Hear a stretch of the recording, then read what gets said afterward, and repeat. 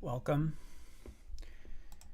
I am going to read some of the book Immaculate Deception and discuss. I've never read it before, and so I'm going to discuss anything that's interesting as I'm reading it. Hello. I hope that that's working. Let's put this down here. Hopefully that works. All right, chapter 1. Imagine your distant ancestor in her late teens, living in a small village on the edge of a forest. She is a member of a small group of hunters and food gatherers. First comment. Hunter and gatherers did not live in villages, so I'm not sure which time frame she's meaning to refer to, if it's farming, which is small village time frame 12,000 years ago or less, or if it's hunter and gatherers prior to that. But either way, or maybe I guess there were groups that were hunters and gatherers mixed with farming, but she's not clear, and it's probably just misunderstanding. This was written in the 70s. Maybe we didn't know as much as we do now, but that's important to me. So anyway, moving on. The time is late summer, when days are warm but nights chilly. This young woman is ready to give birth. She lives in a small hut with several members of her blood family, younger brothers and her mother's brother. It is mid-afternoon, and she has been cultivating the village crop of squash. Okay, so they're farming also, apparently.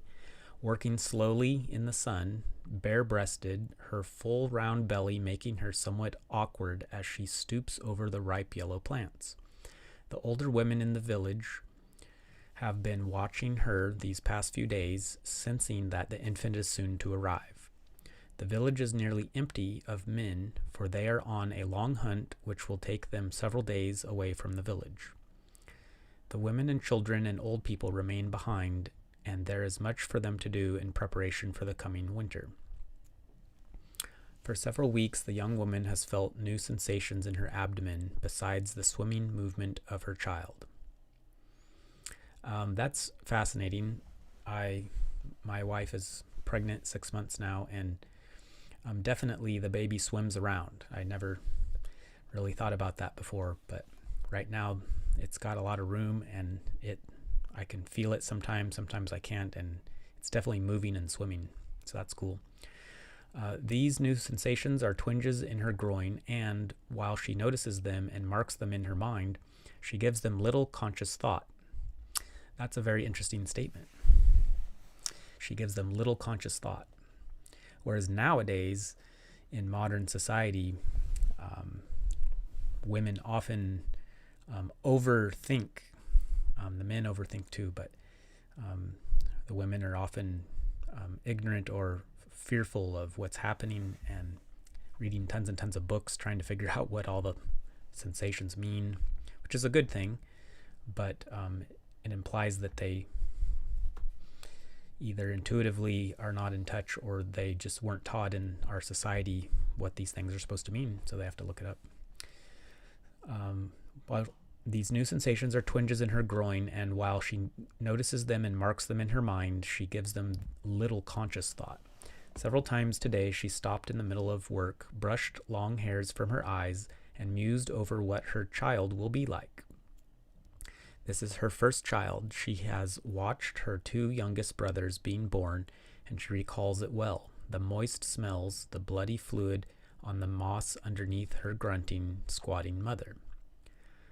There is a sharp, quick tugging inside her abdomen, down very low, and she is at once alert. It is followed by another some minutes later, and then a third. The sequence becomes a rhythmic pattern as the dying sun marks the end of the day's work outside. The young woman stops her digging and walks to her family's hut across the way. She calls to her brothers as she walks and sends one of them to fetch water in the big earthenware jug that stands just inside their home. It is cool inside, and the young woman wraps a thin skin around her shoulders and turns to the evening's work, the preparation of food for the family. The sharp, quick twinges grow longer, and the young woman knows now that it is time. Often, when preparing the fire for dinner or cleaning and cutting the vegetables, she stops, places her hands on her jutting belly, and breathes deeply. She continues with the meal. Her mother and her old grandmother and her brothers gather just as the sun sets to share food on the hard dirt floor of the hut, around the fire pit.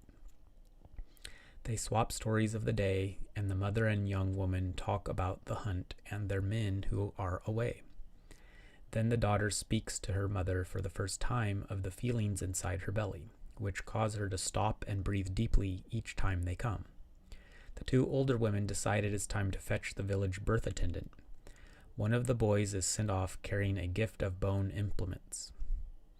While he is gone, the women busy themselves with cleaning up from the evening meal and preparing the children's beds.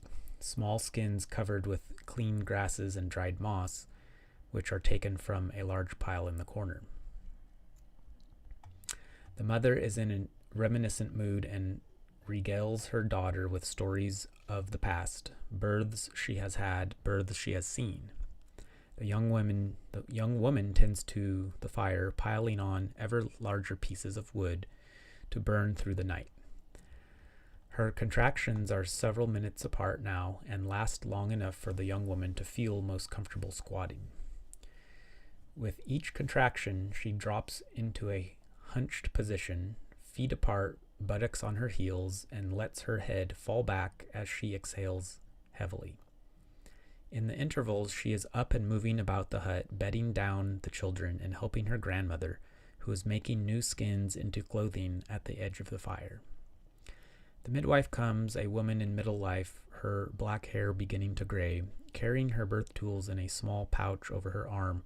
She greets the young woman with an appraising look and begins to tease her about the oddly pear-shaped body she now has. The mother and grandmother join in the good-natured fun, but stop in silence at every contraction in the young woman's belly. It's interesting, she talks about the making fun and the humor.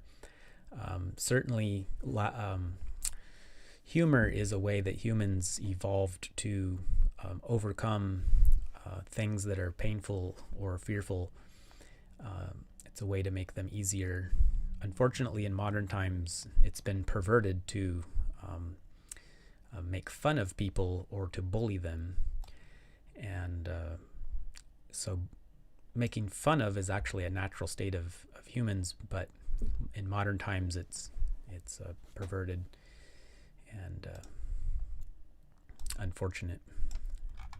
But the poor little kids, they're instinctually trying to fix the situation with humor, but they're not succeeding, of course.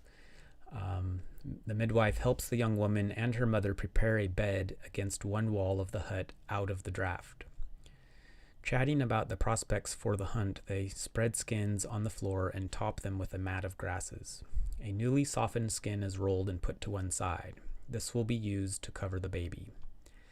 The young woman's contractions are very close together now as she squats every several minutes to wait out the building wave inside her groin. That's interesting. The building wave, instead of saying contraction. It's very, very intentional use of words there. Now the teasing and giggling and the telling of stories cease. As the old woman continues to work over the skins, the mother and midwife turn with quiet attention to the young woman on her mossy bed. Several times during the evening she has left the hut to urinate and then has continued about her work. Now, as the contractions become too strong for her to want to move around, she squats and does not get up. Eyes closed during the minute that each lasts, breathing very slowly, very deeply. The two women breathe along with her, naturally following the pattern of her exhalations. That's fascinating. I just want to mention too that she's made a point several times that in between the early contractions, the woman goes about her work, meaning tending to the chores of the hut and to the children. I think meaning to point out that it's not a suffering, frightful time for her. It's just another part of life, which is kind of a interesting thing to point out. And now the two women breathe along with her, naturally following the patterns of her exhalations. That is one of the premises of my Raised by Reptiles book, that we bond with each other by mirroring each other. There's actually things called mirror neurons in the brain that we've discovered that help us to mimic inside of us what we see other people doing, down to muscle contractions, facial expressions, and even biochemistry. And so it sounds like these women helpers are trying to help get in sync with the woman for support reasons, to support her. Also to intuitively know when she's stressed out and may need extra help, would be my guess. The midwife puts an ear to the woman's belly and listens to the sounds within. Another contraction. Oh, there, now she's using contraction. The young woman throws off her skin wrap and begins to perspire, heated by the work of her body. Her mother brings her a warm beverage, tea made from raspberry leaves. Of course, raspberry leaves is a big modern midwifery folk remedy. Soon there are no sounds except the approving grunts of the older women, the deep, slow breathing of the younger, and the crackling of the fire. So in other words, they're not talking, which is cool because the talking part of the brain is a different part of the brain than that which helps to initiate and sustain and finish birthing. It's the autonomic nervous system. And oftentimes, if you're in your head, things like that get turned off. So it makes sense to me. The young woman's belly rises into a tight mound and she stands up, uncomfortable, to pace around the hut. So she's not strapped in a hospital bed. She's free to get up and move around. She asks for more tea. She squats again and her water breaks, soaking through the spongy moss and the grass mat. The midwife replaces these and takes the wet vegetation outside. She wipes the woman's forehead with her cool, dry hand and smiles and grunts approvingly with each contraction. The young woman's eyes are large and round, avidly searching her attendant's face. She breathes a little easier now that the pressure within has been relieved a bit by the breaking of the water. The midwife places her hands on the woman's belly, pressing firmly and slowly, feeling for the outline of the child. In the expectation of the moment, the room is absolutely hushed. Even the old woman stops to watch. Just another side note is it's now taught by midwives generally that the water doesn't have to break. It's not necessarily a normal part of the birthing process, that the sac can be intact with the amniotic fluid intact, and it can be birthed without it breaking, which is interesting. In fact, some I think are trying to say that it's unnatural for it to break. We may never know. At the next contraction, the young woman does not exhale her breath, but catches it and begins to push as if to defecate.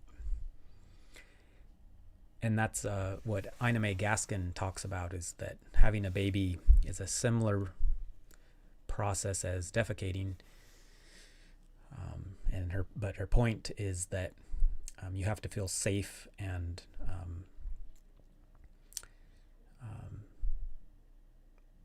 have enough privacy in order to go to the bathroom. Otherwise, it just won't come out. And it's the same with a baby. And that oftentimes women don't feel safe and they don't have enough privacy in the hospital. And that's one theory as to why hospitals end up having so many cesareans. Because the baby won't come out because the mom doesn't feel safe. A bit of fluid and feces falls onto the moss during the long minute that she strains down. After that contraction, the midwife cleans the bedding once more, replacing the soft, dry moss and patting the woman's now relaxed face.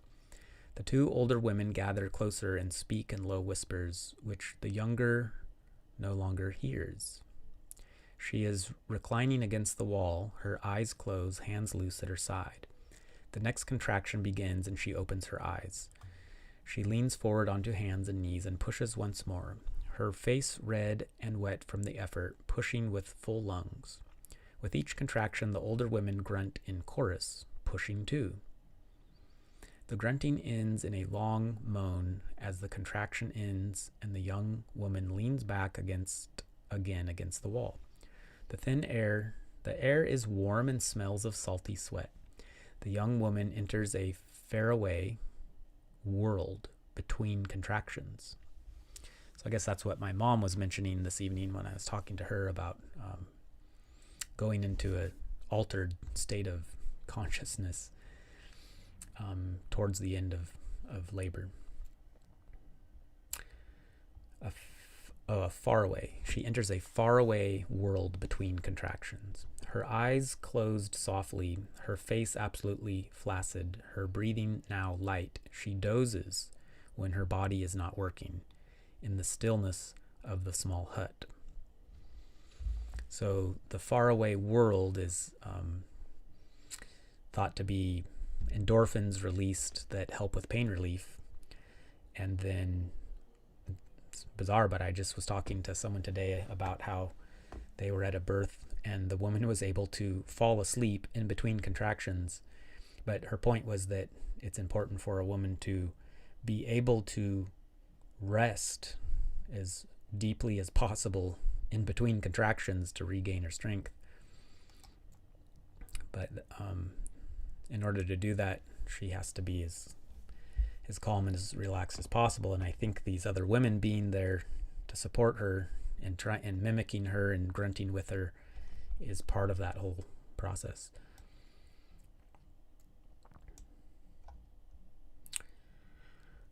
Maybe 12 more long contractions, and each one harder, pushing harder, harder still.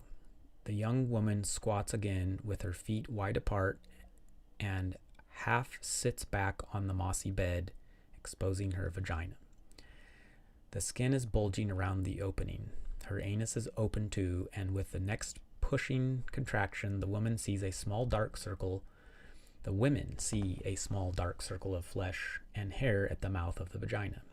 It is the baby's head. Now the midwife squats before the young woman and places her hands on the bulging flesh between the legs, creating an open circle with her fingers. She presses with the next contraction, smoothing the taut skin, which parts to show even more of the baby's head. The young woman watches her midwife's face in focus once more. I'm guessing this is the second time she's mentioned that the woman in labor watches the midwife's face because she's looking for assurance that everything's going okay, would be my guess. She closes her eyes only to push with the next hard contraction. There is barely time to catch her breath before the next, and with this one, the head pops out from between the midwife's circling hands. At that moment, the young woman has let out several breathy, panting sounds and bent her head to see her child emerge below. The older woman does little now but gently massage the skin, which has not torn, and support the baby's head. Of course, if a natural birth there's never tears, then it wouldn't be important to say that nothing tore in the story. But of course, in modern times, there is the medical myth or understanding that women can tear, and so you need to do an episiotomy to cut the tissue so that it doesn't tear. And so now oftentimes medical doctors, as a routine, they just do episiotomies no matter what. And so anyway, the author's making a point here that native people, natural people in their natural environment were smart enough to figure out how to keep the tissues from tearing, and somehow the really smart medical doctors can't figure it out.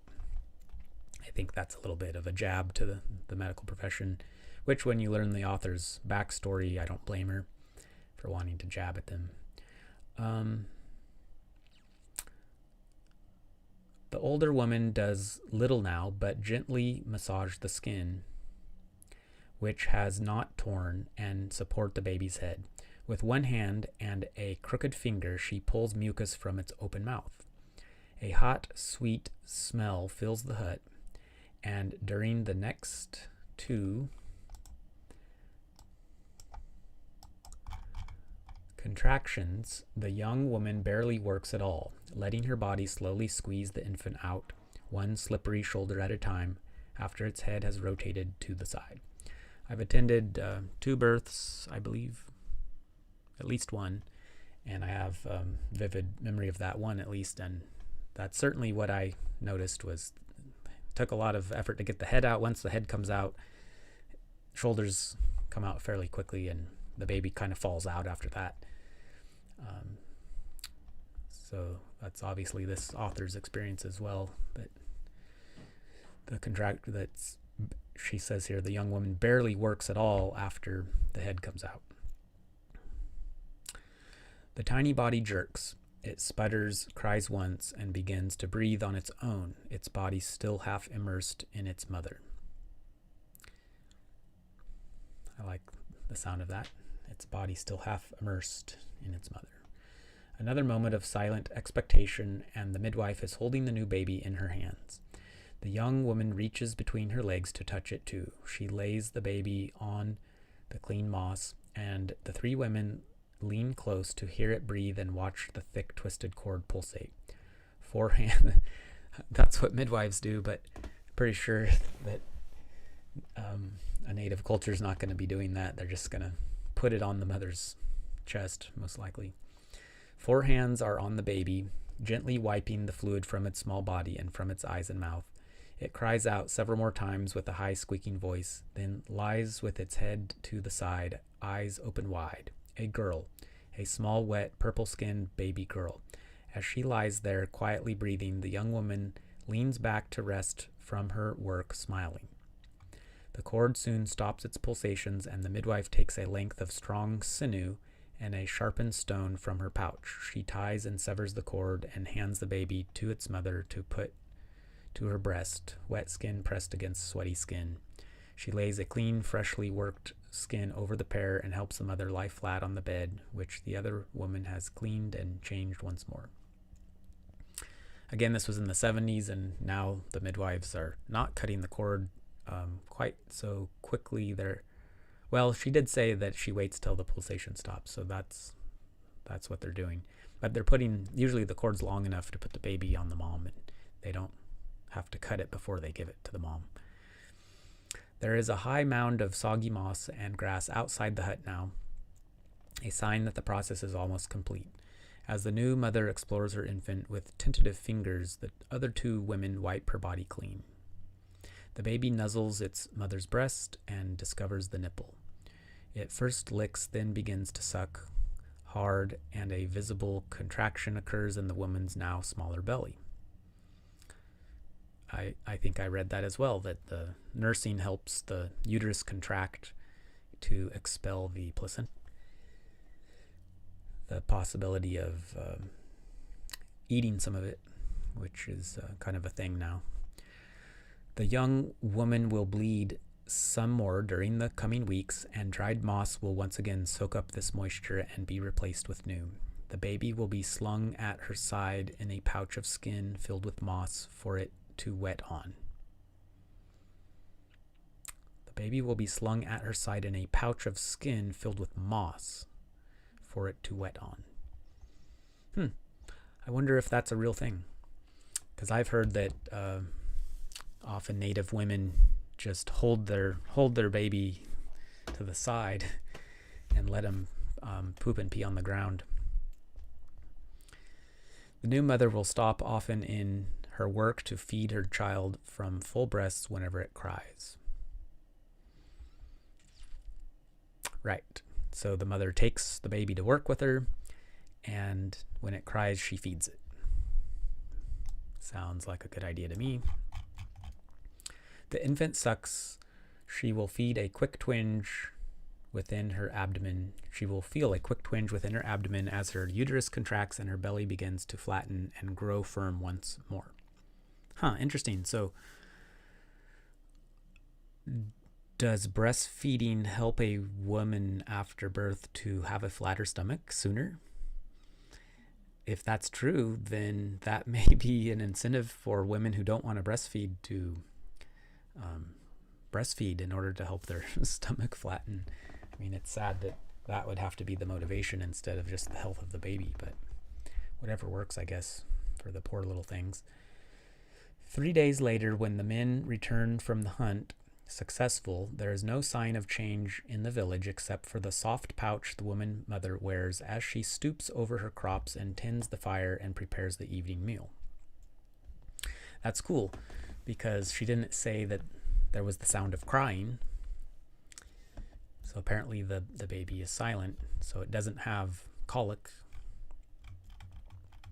for some reason. All right, next chapter, number 2, Immaculate Deception, the title of the book.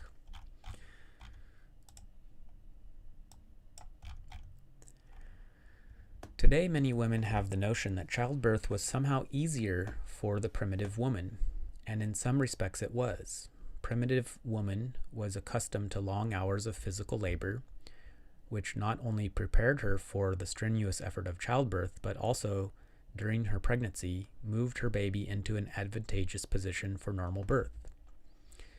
She was sturdier, too, for having led a life unencumbered by restrictive layers of clothing or overheated houses, and because primitive societies did not encourage crossbreeding with different cultures, her pelvic size was correctly proportioned to the size of her baby. I don't know if that's a real thing. I know that that's a fear women have, that, oh, my husband's head is really big and I have a small body, and so my baby's going to be too big to come out. I don't know that that's really a thing. I think that's a myth that scares women into having C-sections at the doctor's convenience. I think that the baby's head grows to the perfect size for the woman's pelvis. If that's true, it happens like 1 in a million. It's not 1 out of 3, like they might have us believe. And also, I don't know what primitive woman she's talking about, long hours of physical labor, but we evolved on the plains of Africa, and we didn't do long hours of physical labor. We walked about 4 miles per day. We did that to find food, and we gathered most of it. We did a little bit of hunting, but it was mostly roadkill. We'd find dead animals like dead lizards, or we would just take a rock and throw it at lizards and kill them, and we'd eat small animals that we could just kill with a rock. And it wasn't that hard of work, is my understanding, and that we took naps after we ate, and then built a fire and cooked some of the leftover food and danced around the fire at night and went to bed and started over. It wasn't really strenuous labor or work that we evolved into having, but certainly once we started farming, that's true. And there's plenty of primitive women that were farming. So, but I don't know what her point is. Somewhat easier for the primitive woman. I see. So I guess that could even mean a poor person of today who has to work really hard for a living. Not sure. Less restrictive layers of clothing. That kind of harkens to our evolution, because we didn't have clothes until we started farming for the most part. Or I guess we probably had some when we moved north, but that's mostly 50,000 years ago. So we evolved over a couple million years in Africa without clothes. And because primitive societies did not encourage crossbreeding, so whatever. Her diet was not affected by the processed or prepared foods that weaken the system of civilized women. So here we go. So I agree with this completely. Having a natural diet that we evolved on allowed us to have strong bones in the proper size pelvises and so forth. The biggest thing was the lack of clothes and the lots of sunshine for the vitamin D for the proper bone growth of the pelvis. But certainly once we started farming, we had forms of processed food, and that's when a lot of our physical ailments as humans started, was once we started farming, because we would eat one crop of food and have deficiencies. We didn't know how to mix foods properly that come from farms. Nor was she susceptible to the ravages of civilized disease. Syphilis, tuberculosis, typhus, cholera, diabetes, and other ailments had yet to touch her body, and her pelvic bones had not yet been damaged by the effects of rickets and other diseases caused by long-term nutritional deficiency, which also appeared with civilized society. So she's got it partly right and partly wrong. We didn't work hard, but we did have the essentially perfect diet, natural diet, that allowed us to have an easier time with childbirth. None of this, however, made the physical effort of childbirth any easier for primitive women. It simply allowed fewer complications to occur, and it made the normal process inherently less dangerous than we think of it today. I would agree with the sentiment of that. Since most American women do not suffer from disease or pelvic disproportion, the physical disadvantages we do have, poor diet and lack of physical work, can usually be rectified by conscientious attention to nutrition and exercise during pregnancy. Makes sense? As doctors should regularly point out, but often fail to mention, another jab at medical doctors, lifestyles may change from nation to nation and century to century, but the physical process of childbirth is and always has been the same. It is today just as strenuous and just as awe-inspiring as it was in primitive times. It's true. I don't know what she's going to say next, but I would say that today it causes more suffering than it did back then because of several reasons, not only the nutritional and lack of exercise, but the fear that we've built around childbirth in our society, that women suffer from, that they suffered from less back then. What then separates primitive woman from the American woman today? Basically, it is attitude. Primitive woman was accustomed to seeing all of life's processes, birth, death, reproduction, take place immediately around her. Childbirth was part of the natural order of things, a commonplace occurrence, and she dealt with it matter-of-factly, instinctively, and without fear. There you go. She did not expect what we call pain in childbirth, as pain to her was associated with unnatural occurrences such as sickness or injury. Right, so this is I would say modern women look at it as suffering more than just pain. She did not expect what we call pain in childbirth, as pain to her was associated with unnatural occurrences such as sickness or injury, so her midwife was reluctant to tamper with the process for fear of creating an unnatural situation which might cause pain or bring death to the birthing mother. Woman's built-in knowledge of childbirth was something she could not articulate or explain. It was unquestioning, unself-conscious, and uncomplicated.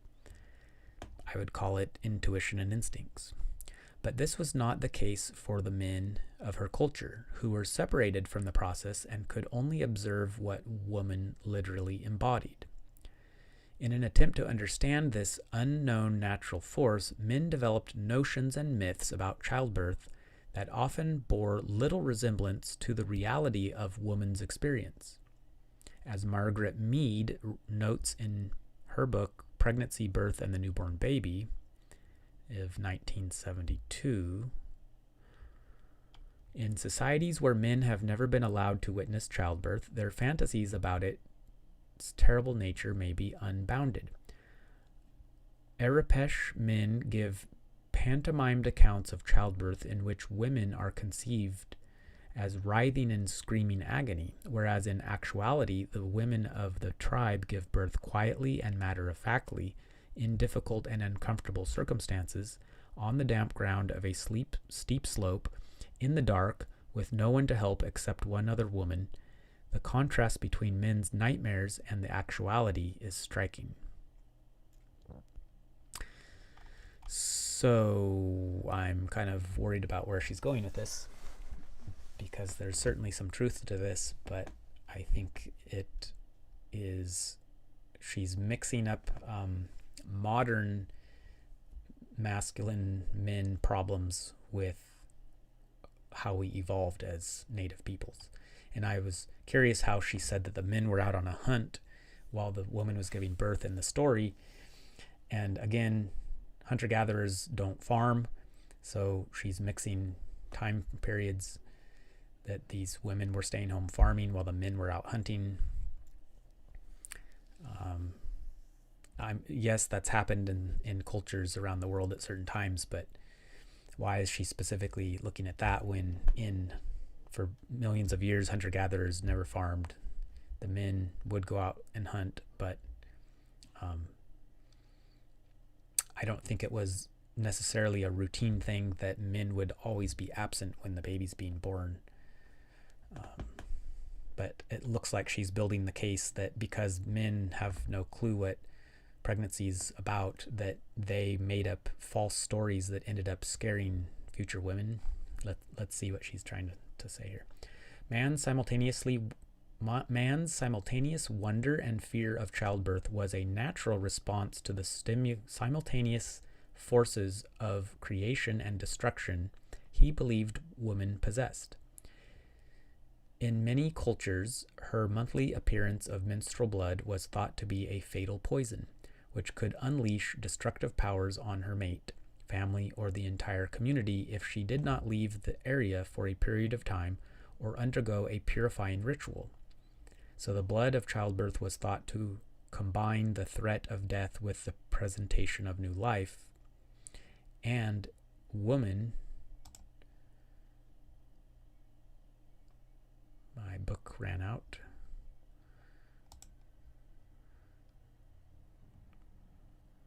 There we go.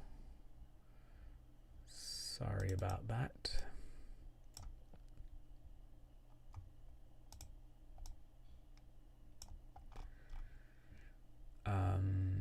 And women became recognized as both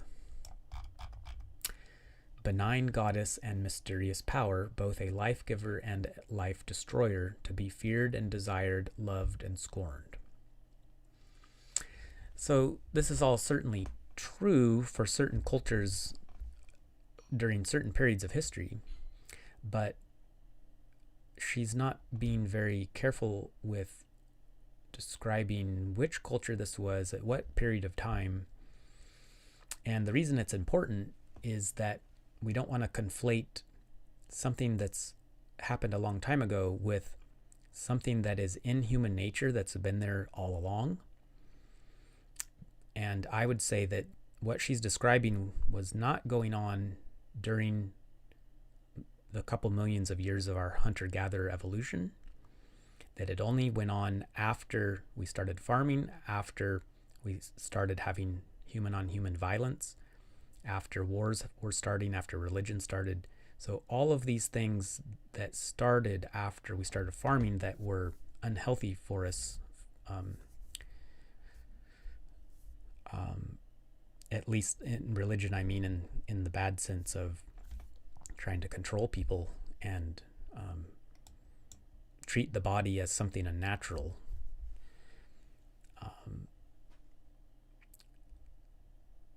The only reason man was confused and ended up hurting women by their rules through religion and government was because they were sick.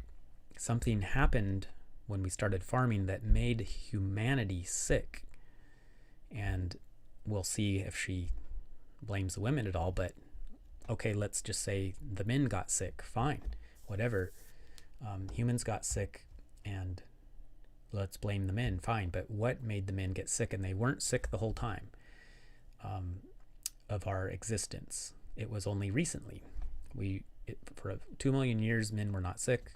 The last 12,000 years, which is just a brief portion of our existence, the men have become sick. I would argue everyone's sick, but I'll just give her point that it's only the men. And if she's not telling us the time frame, then it sounds like she's talking about men have been sick forever because that's just how men are. And she's blaming the fact that the men were absent during childbirth and they don't understand it, and they were scared about it and misunderstood it, and therefore, let's see what she says we end up doing. Man's confusion and his wonder about woman increased with the beginning of civilization. Okay, right. So at least she's admitting that now. But I would say it didn't.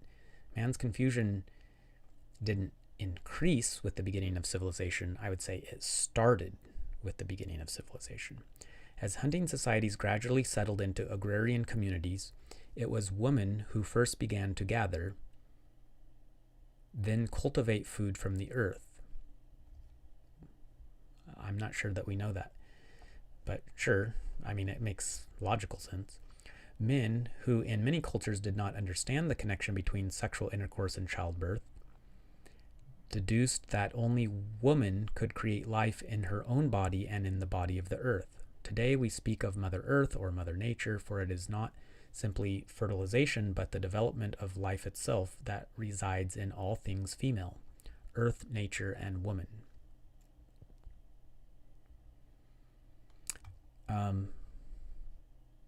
Who in many cultures did not understand the connections. Again, sure, once we left Africa and started farming, everything got messed up, and there are a bunch of cultures that were really messed up in different ways, and sure, but that I don't quite get what she's getting at. We'll see. Many cultures believe the fetus was an independent being that was capable of speeding up or slowing down its own birth. Often the midwife would sing or chant in order to coax the baby out. That's cool. But in some cultures, especially it seems where men had a hand in birth ritual, more aggressive tactics were used. In many groups, the woman was placed in the middle of a gathering of friends and family who screamed at the top of their lungs, beat on drums, or danced violently around her to frighten the baby out of the womb. In some cultures, she was thrown up and down to be shaken into labor, or hung from a tree while her midwife and other assistants pulled on a strap around her abdomen. Or she was laid upon the ground where her birth attendant actually walked or sat upon her belly.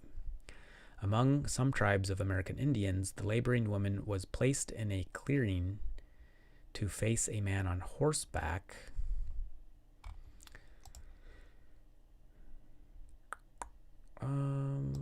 Let's see, did I do that right? No. Oops, what's going on here? Yeah, I did that wrong.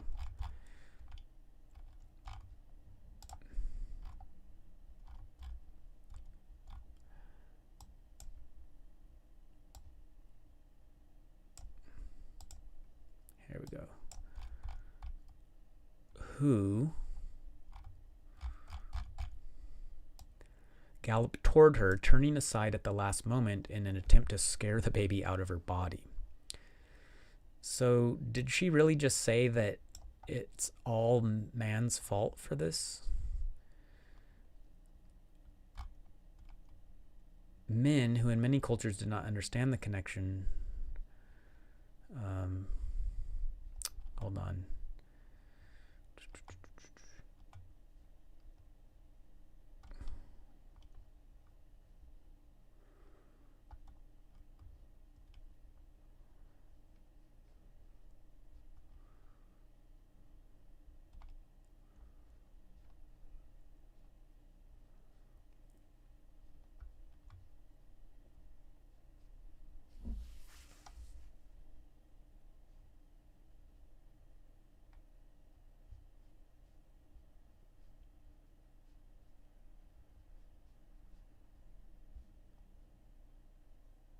There we go.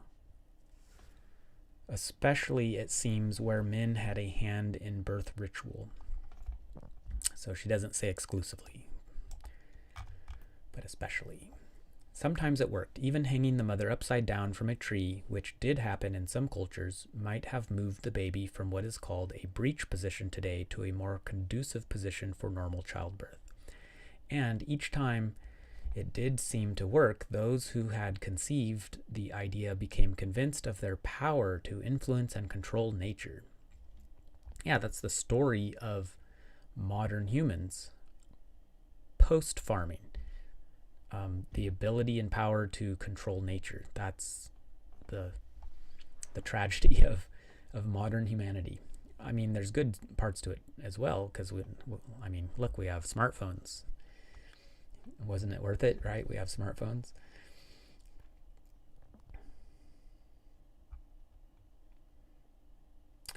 That the midwife would have waited for the natural process to move at its own pace, and that her quiet assistance would have been enough to see the process through to a safe conclusion, were often forgotten in the face of such dramatic evidence that man's power to reason could shape and control nature. So this is cool that I'm reading this, because I was talking to another lady today who's involved, I guess, as a doula. So heavily involved with midwifery stuff and home birth stuff, and I could tell that there was at one point she literally blamed the sad state of American birth suffering in American hospitals on the white man. Which, whatever, we'll ignore the white part, but just that men. And so certainly men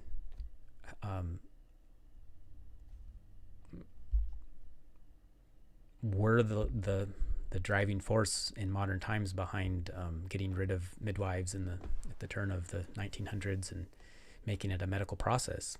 That's all true, but I think that if we think that men's nature is to be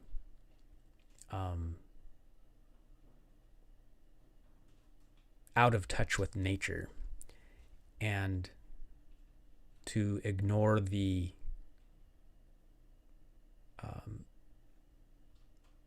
power and intuition of women, and to disrespect women, essentially. If we think that men's bad nature is the cause of the problem, we're misdiagnosing it, and we're never gonna fully heal. We have to look beyond that. We have to realize that all of humanity was injured, men and women together, at a certain point when we started farming 12,000 years ago, and that we need to understand what our natural state is. Because if you think men are bad by nature, then we need to set up a society that controls the men from the outside, that basically fixes the men fixes not the right word, that remakes men, unnaturally remakes them into something better than what they are naturally. And the things that you have to do to accomplish that are quite evil. So, but if we can see that all of humanity was injured, men and women both, and that men are naturally, for 2 million years, were naturally in touch with nature and peaceful and supported the women, then now we realize men are sick. They're not naturally this way. And if we can figure out what the nature of the injury is and how to correct it, if possible, then we could get back to having men be in their natural state, which is naturally respecting women and nature and all of that, and natural childbirth. The tools we would use to do that would be compassionate tools that would be much more effective and much less scary. It seems like it would be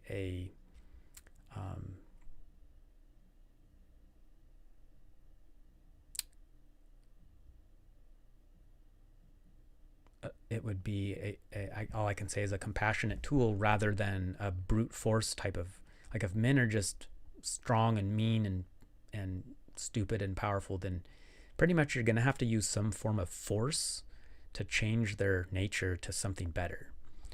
And that's a recipe for disaster. But I can tell by reading this that what she has in common, perhaps with a lot of women, sadly, is she's been hurt by men, at least the men doctors in the hospital, because I've read a little bit more of her history, and she had a horrible birth experience in the hospital that was perpetrated by men, because men are doctors, right? At least in the 70s, they were probably 80-90% men. And so there's this PTSD that I think a lot of women have, rightfully so, around their attackers, which were men. And so it seems natural to think that men are just that way, and that they're bad and by nature, and that society just has to come up with some way to force men to be better people. But I don't think that allows women to heal fully. I think that realizing that the men were not in their right mind because they were sick and injured can bring a bigger perspective and allow more compassion, which is a woman's claim to fame, is her compassion. Otherwise, why would a woman take care of a baby without having tons and tons of empathy and compassion for it? I mean, the claim to fame of humanity is our empathy, cooperation, compassion, and women typically embody that in the form of being a mother to their children. And so to the extent that a woman is injured, I would say she would have a lack of empathy and compassion for her children and other people. So having compassion for, in general, I wouldn't say the exact doctors. You can be really mad at the individual doctors that hurt you, and rightfully so, and resent them and want to punish them, and rightfully so. But to have resentment towards men in general is probably an unhealthy thing that would impede your full healing, would be my guess. I'm not a psychologist, though.